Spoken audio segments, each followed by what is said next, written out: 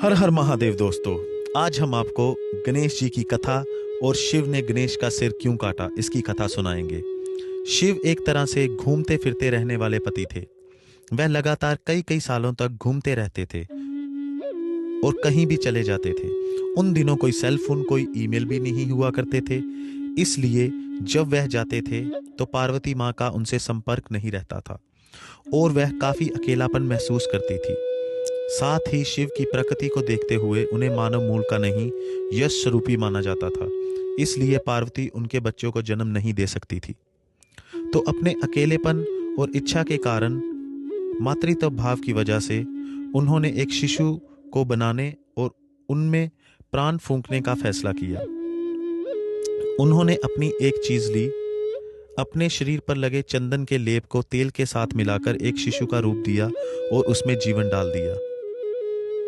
इस प्रकार उस लड़के का निर्माण हुआ। कुछ साल बाद जब वह लड़का करीब 10 साल का था, तब शिव अपने गणों के साथ लौटे। पार्वती स्नान कर रही थी और उन्होंने उस बच्चे से कहा, ध्यान रखना कोई इस तरफ ना आने पाए। लड़के ने कभी शिव को नहीं देखा था, तो जब वह आए लड़के ने उन्हें रोक दिया। शिव दूसरे मूड में थे, रुकने के लिए तैयार नहीं थे, तो उन्होंने अपनी तलवार निकाली और लड़के का सिर काट दिया। फिर पार्वती के पास आए। जब पार्वती ने उनके हाथ में खून लगी तलवार देखी तो वह समझ गई कि क्या हुआ है।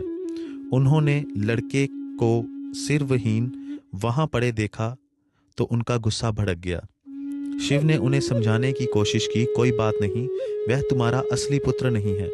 आखिरकार तुमने उसे बनाया और मैंने नष्ट कर दिया, इसमें क्या परेशानी है। लेकिन वह सुनने के लिए तैयार नहीं थी।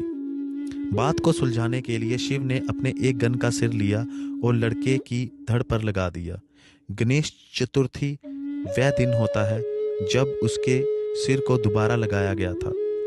शिव ने गणों के सरदार का सिर लेकर उस लड़के को लगाया था, इसलिए वह बोले, अब से तुम गणपति हो, तुम गणों के सरदार हो।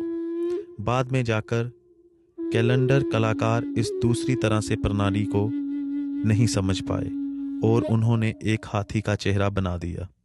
कथाओं में बताया जाता है कि कैसे गणों के अंगों की हड्डियां नहीं होती थी। इस संस्कृति में हड्डियों के बिना किसी अंग का अर्थ हाथी की सूंड को लगाया जाता है, इसलिए कलाकारों ने हाथी का सिर बना दिया। तो दोस्तों, आपको ये कहानी कैसी लगी?